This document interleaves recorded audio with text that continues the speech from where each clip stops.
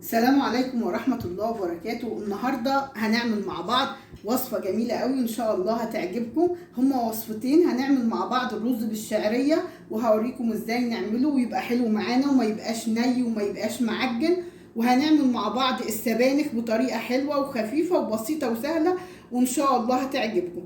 يلا بينا نبدأ مع بعض وصفتنا النهاردة.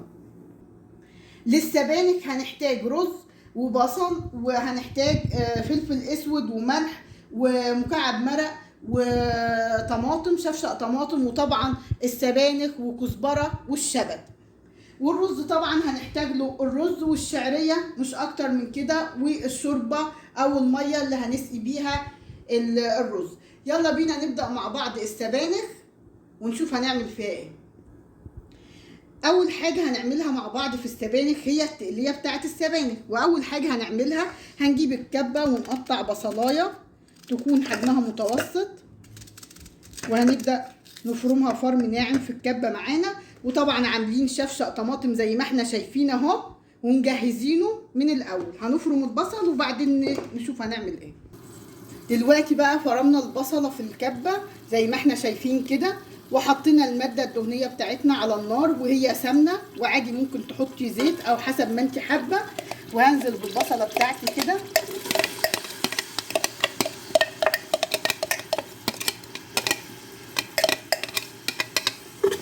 وهبدا اقلب فيها لحد ما ايه تدبل معانا، وبعدين نشوف هنعمل فيها ايه. في المرحله دي البصله معانا اهي دبلت زي ما احنا شايفين. ممكن في المرحله دي نحط ايه 3-4 فصوص توم بقى ما يعني عاملينهم في الكبه وبرده يتشوحوا مع البصل. تمام، ده اللي بيحب التوم، انما في الغالب انا ما بحبش التوم يعني البصله بتبقى اخف. فاحنا ممكن نحط في المرحله دي اول ما تدبل معانا البصله نحط 3-4 فصوص توم عاملينهم في الكبه ونديهم مع بعض تشويحه كده. تمام، دي اللي حابب التوم كده اهو. هتدبل معانا البصله زي ما احنا شايفين كده، وهنبدا ننزل بعد ما دبلت معانا كده بشفشق الطماطم.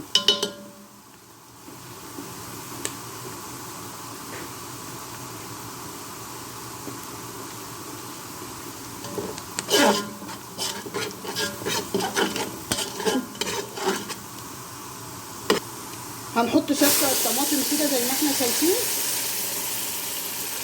وهنسيبها بقى ايه تتسبك مع بعضيها، ونروح دلوقتي نشوف هنعمل ايه تاني.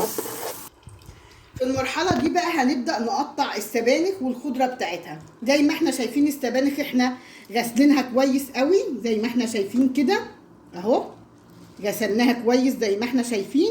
وكمان الخضره بتاعتها غسلناها كويس، والخضره قلنا هي عباره عن شبت وكزبره. تمام، يعني مثلا لو احنا هستخدمنا 5 ربطات سبانخ هنحط عليهم ربطتين شبت وربطتين كزبره. دلوقتي هنبدا نقطعها بقى. طبعا احنا غسلناها زي ما قلنا كويس. هنجيب القطاعه ونبدا نقطع الخضره معانا، واحنا حاطين دلوقتي التسبيكه بتاعتها على النار تتسبك على مهلها. هنبدا نجيب بقى السبانخ معانا زي ما احنا شايفين كده، بنقطع اللي فوق ده وبنستغنى عنه طبعا اهو.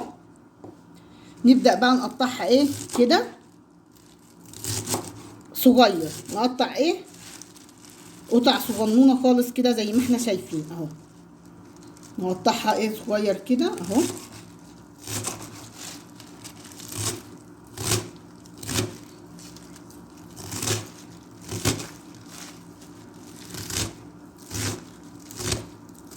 اهي الخضره معانا بتبقى متقطعه صغير بالطريقه دي كده.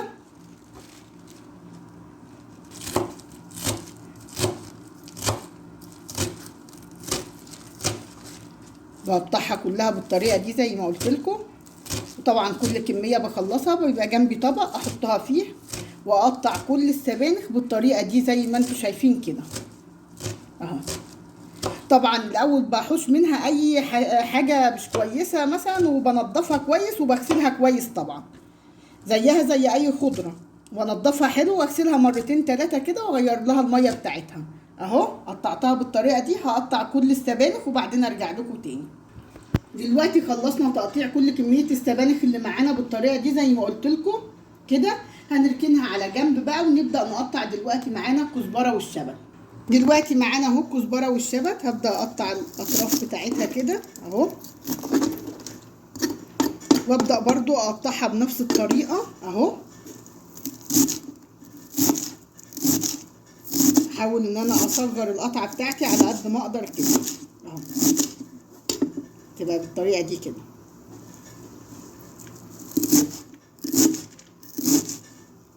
انا حطاها على طبق بنزل فيه.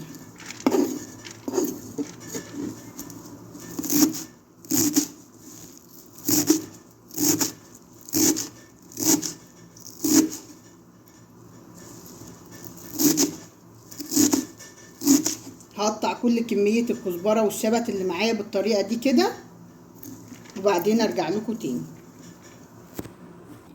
دلوقتي خلاص برضو قطعت الخضرة اللي هي الكزبرة والشبت معانا بالطريقة دي، والسبانخ مقطعينها كده. دلوقتي بقى هنروح نشوف التقلية بتاعتنا اتسبكت، وهنشوف هنملحها ازاي وهنعمل فيها ايه.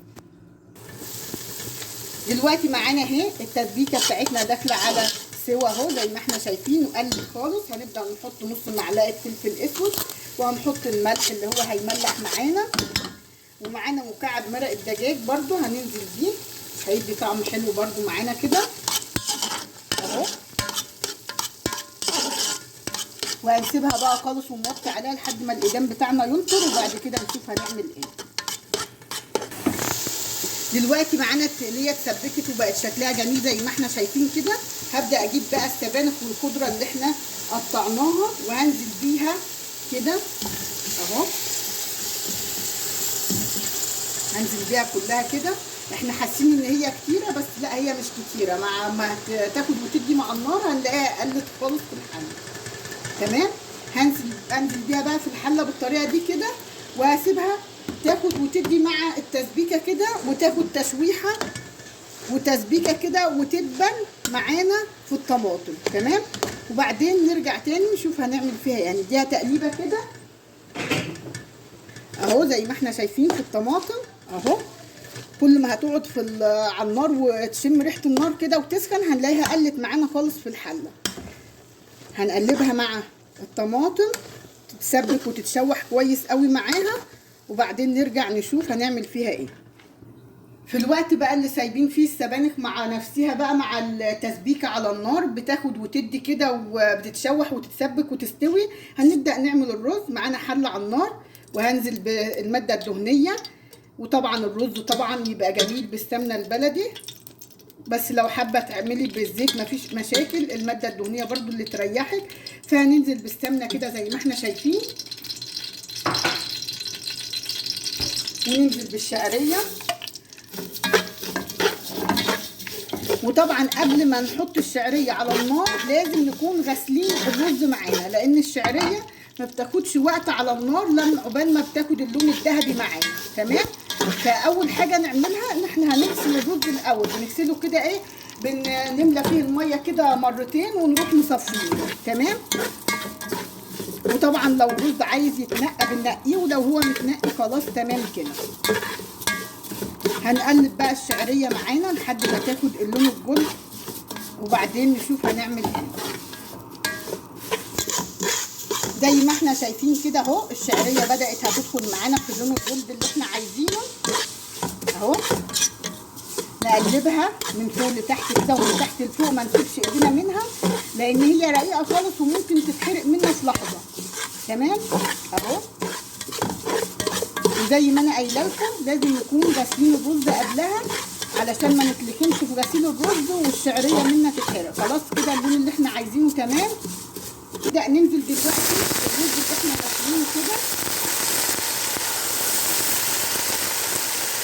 ننزل بكميه الرز اللي احنا عايزينها دي. طبعا كميه الرز زي ما انا حابه، يعني مثلا لو كيلو رز ممكن نحط عليه ربع كيلو شعريه، وابدا اقلب الرز مع الشعريه بالطريقه دي كده، واديها تشويحه حلوه قوي. يعني انا عايزه اقول لكم ان اهم برضو حاجه في الرز ان انا اشوحه حلو قوي لحد ما ينفش معايا جامد من الميه اللي فيه، ولا يطشش كده. التشويحه دي هتخليه معايا يستوي كويس وما يعجنش مني. اشوحه كويس قوي بالطريقه دي كده وبعدين ارجع لكم تاني. اهو دلوقتي شوحنا الرز كويس قوي، ده حد شايفين ما بقى زي ما يكون ايه نشف خالص كده، وبقى بيخرفش معانا كده ناشف خالص كده. التشويحه دي والتقليبه دي هتفرق معانا كتير زي ما قلت لكم في الرز. في المرحله دي بقى هنبدا نحط معانا الشوربه.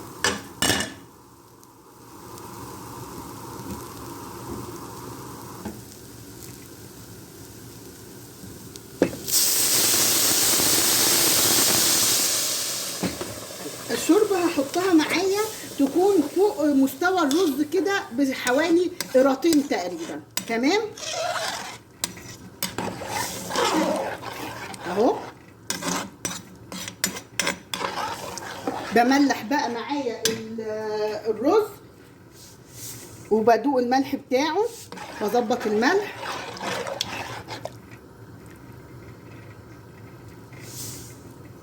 وبعد كده بسيب النار عاليه عليه، واول ما هيتشرب هروح موطيه النار عليه وهوريه لكم ان شاء الله.